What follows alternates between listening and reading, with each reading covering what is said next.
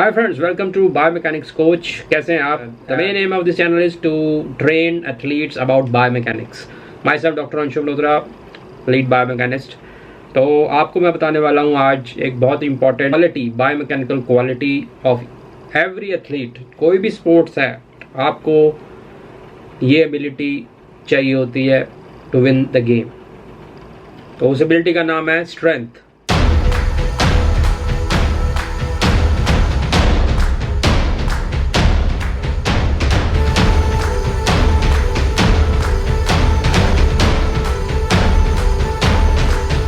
जी हाँ, और स्ट्रेंथ हमारे में कहाँ से आती है? मसल से. सो स्ट्रेंथ के बारे में आज हम बात करेंगे. एक उससे रिलेटेड फोर्स वेलोसिटी कर्व होता है, इसकी डिमांड आई थी पीछे और उसी पे ये वीडियो बनने वाला है. तो क्या है उसकी application? What is the biomechanics involved in this quality? ये एक बायोमैकेनिकल क्वालिटी है स्ट्रेंथ होना. तो उसके बारे में क्या डिटेल्स हैं, क्या साइंटिफिक चीज़ें हैं जिसकी मदद से आप इसको अपने अंदर डेवलप कर सकते हैं और उसके फ़ायदे क्या हैं, ये सब कुछ आपको इस वीडियो में पता लगेगा. तो बहुत इंपॉर्टेंट वीडियो है. Strength is very important for every athlete. तो पूरा सभी एथलीट्स और कोचेस प्लीज़ पूरा वीडियो एंड तक देखें. किया तो सब्सक्राइब अभी कर लें. और कुछ और वीडियो, कुछ और टॉपिक जानना चाहते हैं बायोमैकेनिक्स के बारे में तो अभी कमेंट बॉक्स में लिखें. तो फ्रेंड्स, स्ट्रेंथ क्या है? स्ट्रेंथ से आपको, जब आप स्ट्रेंथ वर्ड सुनते हैं आपके सामने आता है कि ताकत, राइट, कि आप में फोर्स प्रोडक्शन करने की कितनी क्षमता है. उसको बिल्कुल सिंपल भाषा में आपको बता दिया. स्ट्रेंथ क्या है? कितनी आप फोर्स, मैक्सिमम फोर्स प्रोड्यूस कर सकते हैं. जब भी आपसे स्ट्रेंथ का वर्ड आपके दिमाग में, मतलब आप सुनते हैं कानों से, दिमाग में क्या इमेज बनती है? कोई आप डंबल उठा रहे हैं, बारबेल मार रहे हैं, स्ट्रेंथ की मतलब एक मस्कुलर फीलिंग आती है. तो वही बहुत अच्छा रिप्रेजेंटेशन है. मैंने भी वो एग्जांपल आपको दिखाई. तो स्ट्रेंथ क्या है? बेसिकली एक आपकी बायोमैकेनिकल क्वालिटी है. इसको अगर हम साइंटिफिक भाषा में बोले तो हम इसको कहते हैं मोटर एबिलिटी. तो ये सारा कुछ किससे रिलेटेड है? Motor abilities. मोटर एबिलिटीज क्या होती हैं? हमारे मोटर एबिलिटीज आती हैं, these are the means to perform action. मतलब ये जरिए हैं जिससे आप एक्शन करते हैं, उनको मोटर एबिलिटीज कहा जाता है. अगर ये मोटर एबिलिटीज नहीं होंगी तो आप कोई भी एक्शन नहीं कर सकते. एक्शन कौन से कह रहा हूँ? बॉल फेंकनी है, भागना है, पंच मारना है, दौड़ना है, ये सब एक्शंस हैं. तो इनको करने के लिए आपको मोटर एबिलिटीज चाहिए. मोटर एबिलिटीज कहा जाता है. और मोटर एबिलिटीज क्या है? मेन इनको करने के लिए एक चाहिए आपको स्ट्रेंथ, मतलब ताकत, ability to produce force, number एक मोटर एबिलिटी, जिस पर हम आज फोकस कर रहे हैं. दूसरी है स्पीड, उस पर हम नेक्स्ट वीडियो में फोकस करेंगे. तो आज हम बेसिकली बात करेंगे आपके मोटर एबिलिटी कॉल्ड स्ट्रेंथ, ताकत. तो मोटर एबिलिटी जब आप में डेवलप होती हैं तब आपकी ये मूवमेंट्स करने की जो परफॉर्मेंस है वो इंक्रीज होती है. जिसमें जितनी ज़्यादा डेवलप्ड ये मोटर एबिलिटीज हैं, स्ट्रेंथ एंड स्पीड, वो उतना अच्छा एथलीट है, वो उतना अच्छे से काम कर पाएगा, वर्क डन, पावर प्रोड्यूस कर पाएगा.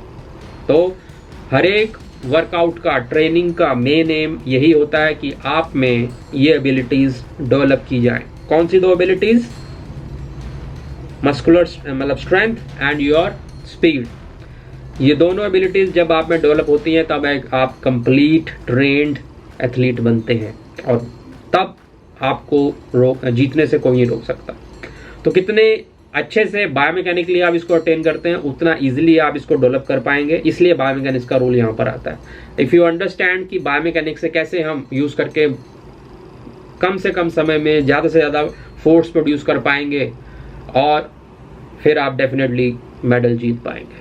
तो पता लग गया. 2 पॉइंट्स मैंने बताए. कोई भी आपने एक्शन करना है उसके लिए आपके पास मोटर एबिलिटीज़ डेवलप करनी चाहिए. एक्शन क्या है? कोई भी दौड़ना है, भागना है, कोई भी गेम है उसमें एक्शन होते हैं. तो वो परफॉर्म करने के लिए आपको मोटर एबिलिटीज़ डेवलप करनी है अपने अंदर. और 2 मोटर एबिलिटीज़ कौन सी है मेन? एक है स्ट्रेंथ, दूसरी है स्पीड. अब आते हैं स्ट्रेंथ के ऊपर, क्योंकि ये फोकस का वीडियो स्ट्रेंथ के ऊपर है. तो बेसिकली स्ट्रेंथ से क्या होता है आपका? अगर आपके पास ज़्यादा स्ट्रेंथ है तो आप ज़्यादा से ज़्यादा फोर्स प्रोड्यूस कर पाते हैं. सिंपल भाषा में कहूँ, जितनी ज़्यादा आप में मस्कुलर स्ट्रेंथ है उतना भारी आप वेट उठा पाएंगे. और स्ट्रेंथ को डेवलप करने के लिए सबसे ज़्यादा जो तरीका, और मैं कहूँगा वही एक तरीका मेन है, कि आपको वेट ट्रेनिंग दी जाती है. आपको कहा जाता है वेट उठाया जाए और जितना ज़्यादा आप में वो कैपेबिलिटी आ जाती है उतना ज़्यादा आप वेट उठा पाते हैं, ये एक बात है। और कितनी जल्दी वो उठा पाते हैं दूसरी बात है। ये दोनों बातें आपस में रिलेटेड हैं, इसलिए फोर्स और वेलोसिटी कर्व डेवलप होता है। तो इसी पे हमारे फोर्स वेलोसिटी कर्व क्या है। फोर्स वेलोसिटी दोनों आपस में रिलेटेड है एक तरह से, लेकिन ऐसा नहीं है कि फोर्स बढ़ी तो वेलोसिटी भी बढ़ेगी आपके अंदर। ये एबिलिटीज की बात कर रहा हूँ मैं। अगर आप कोई एक्शन बहुत ज़्यादा फोर्स से करते हैं, पूरी ताकत लगा के, तो उसमें जैसी फोर्स आपकी स्ट्रेंथ आपने ज़्यादा यूज़ की तो उसमें वेलोसिटी कम हो जाएगी। सिमिलरली अगर आप वेलोसिटी बहुत तेज़ी से कोई एक्शन करते हैं, कोई फास्ट एक्शन, बहुत तेज़ी से बॉल फेंकी, तब आपकी जो स्ट्रेंथ का उसमें फैक्टर है वो कम होगा। तो ये आपस में इन्वर्सली रिलेटेड है। मतलब अगर फोर्स बढ़ी तो स्पीड कम, अगर स्पीड बढ़ी तो फोर्स कम, और उल्टा भी वैसे, अगर स्पीड कम है तो स्ट्रेंथ ज़्यादा, और अगर स्पीड ज़्यादा है तो स्ट्रेंथ कम।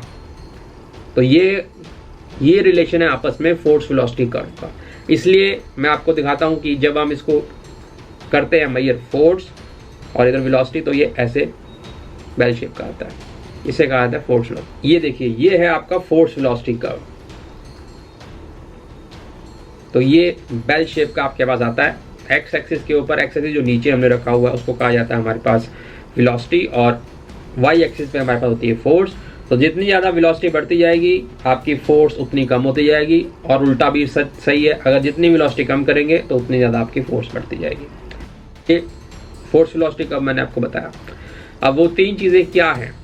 तीन चीज़ें हैं। एक तो है maximum performance, maximum muscular performance, दूसरा है वही मैक्सिमम फोर्स, और तीसरा है मैक्सिमम वेलोसिटी। अब समझे मैक्सिमम परफॉर्मेंस क्या है। अब आप एथलीट हैं, आपको कहा गया है आपने बॉल फेंकनी है, तो कितनी दूर आप बॉल फेंकते हैं पूरी फोर्स लगा के, तो वो जितनी दूर, सपोज 50 मीटर तक आपने बॉल फेंक दी, तो आपकी मैक्सिमम मस्कुलर परफॉर्मेंस क्या हुई? 50 मीटर। ठीक है। अब इस एक्टिविटी में जब आप बॉल फेंक रहे हैं तो एक हमने मीटर लगा के अपनी फोर्स नाप ली, तो जिस टाइम पे आपकी फोर्स मैक्सिमम है उस एक्टिविटी के दौरान वो आपकी मैक्सिमम फोर्स है। और तीसरा हमने देख लिया कौन सा जॉइंट आपका सबसे तेज काम करता है उस एक्शन में, वो आपकी मैक्सिमम वेलोसिटी है। तो इस तरह से तीनों चीजें आपकी नापी जाती हैं, maximum muscular performance, maximum force और मैक्सिमम वेलोसिटी। और जो मैंने आपको पहले बताया फोर्स वेलोसिटी कर्व यहाँ से पता लगता है आपका। अब आप डंबल मारते हैं, राइट। अगर आप कोई डंबल, बारबेल या जो भी एक्सरसाइज आपने डंबल मार रहे हैं या बारबेल शोल्डर का कर रहे हैं वर्कआउट, वो वर्कआउट अगर आप स्लोली करेंगे, मींस स्लोली करेंगे, तो आपकी स्पीड हो गई, वेलोसिटी हो गई कम। और वेलोसिटी जब कम हो जाएगी, तो मैंने जैसे आपको बताया फोर्स वेलोसिटी कर्व में क्या है, वेलोसिटी अगर कम है तो आपकी स्ट्रेंथ उस टाइम पर ज़्यादा यूटिलाइज होगी। तो क्या इसमें से निकला, जितना स्लोली आप कोई वर्कआउट करेंगे उतनी ज़्यादा आपकी स्ट्रेंथ यूटिलाइज होगी, उतनी ज़्यादा आप फोर्स प्रोड्यूस करेंगे टू डू दैट वर्क, और उतना अच्छा आपको आउटपुट मिलेगा, उतनी ज़्यादा आप में कैपेबिलिटी होगी।